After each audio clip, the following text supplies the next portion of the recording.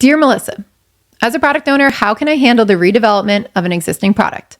The reason for doing the redevelopment is because the existing product has been developed by a third party who now is getting into our business, and the process isn't fully known to anybody.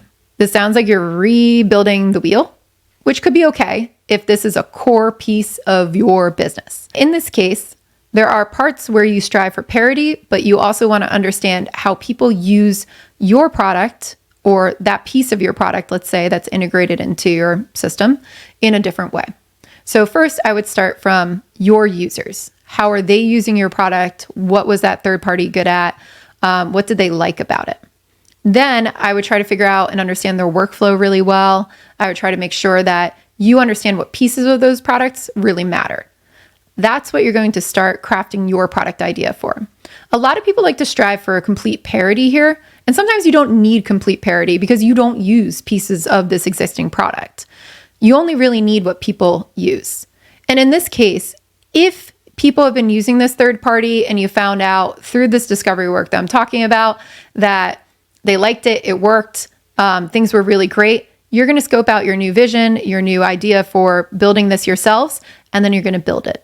This is not like super risky in this case, right? So you still want to test your usability. You want to see if you can make it a little bit better, but that doesn't mean that you have to go in this with saying like, oh, we have to validate every single piece of that. Do it through discovery quickly with interviews, watch how people are using it, understand why they're using it, see if there's opportunities to make it better, but then take that information, right, and scope out what this product would be. If you build it, you should probably have a ton of functionality that you're going to need to rebuild yourselves.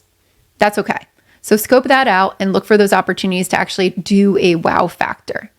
And also you want to make sure that you're not doing this super big bang. So like for us, we're looking at what are the actual core parts that we have to build on this. And it actually is a lot that we need to rebuild to be able to just launch.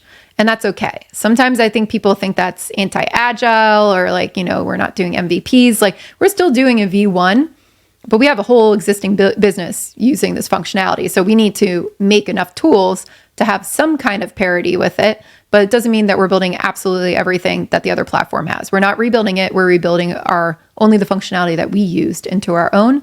And then we're rebuilding the stuff that we want to make custom on top of it that the other platform didn't do.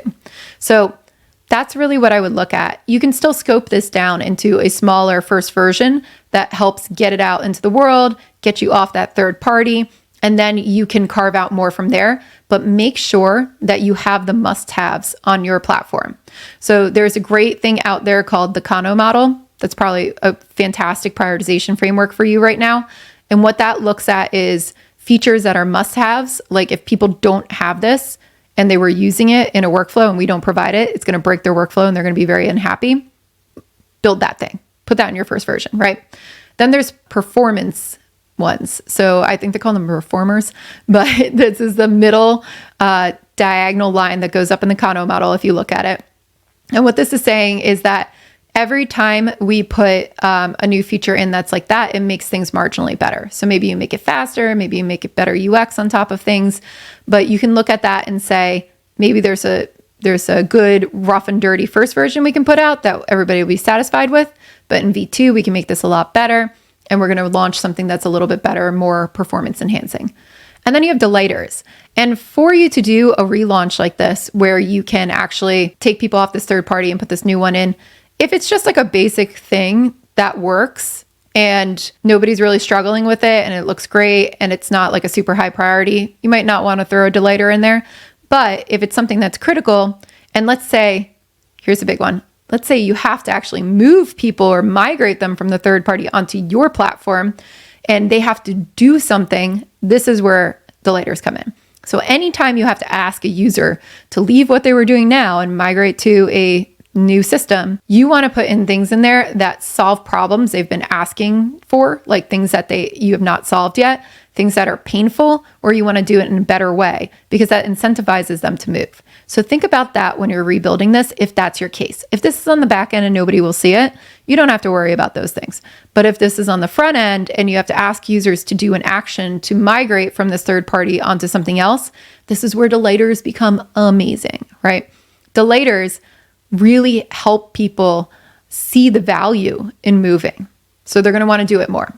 So definitely think about that. Think which ones you need. Do we just go for parity? Can we slim it down? But always try to slim it down and get it out as fast as possible so you can get off that third party. You can test it. This is really good too, where you want to break down and maybe do some beta testing on the back end, build your version, migrate some people, make sure it works first before you go big bang. That's how I would approach it. This is actually not a simple task. You might be looking at this going like, ooh, I just am redeveloping an existing product. Like that's boring.